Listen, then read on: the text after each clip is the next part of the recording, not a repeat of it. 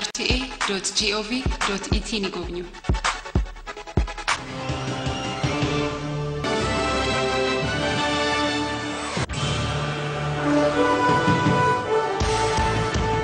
የኢትዮጵያ ሬዲዮና ቴሌቪዥን ድርጅት የስርጭት አድማሱን በማስፋት ፕሮግራሞቹን በአረብ ሰዓት እያስተላለፈ ይገኛል።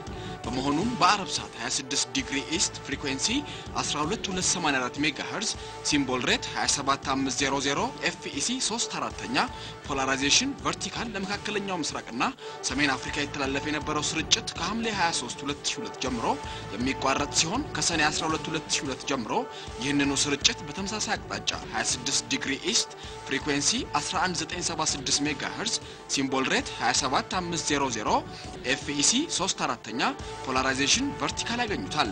እነሆ አሁንም የአድማጭ ተመልካቾቹን ፍላጎት ለማርካት በአውሮፓና መካከለኛው ምስራቅ በምስራቅ አሜሪካና በደቡብ አሜሪካ እንዲሁም በዲኤስቲቪ ማልቲ ቾይስ ስርጭቱን በተለያዩ ሳተላይቶች ጀምረዋል።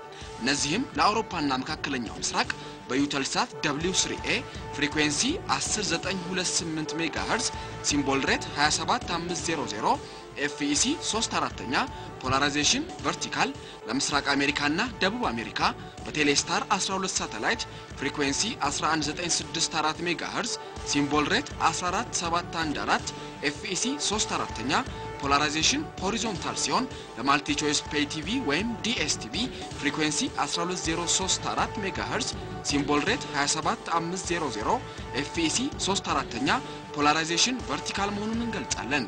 የኢትዮጵያ ሬዲዮና ቴሌቪዥን ድርጅት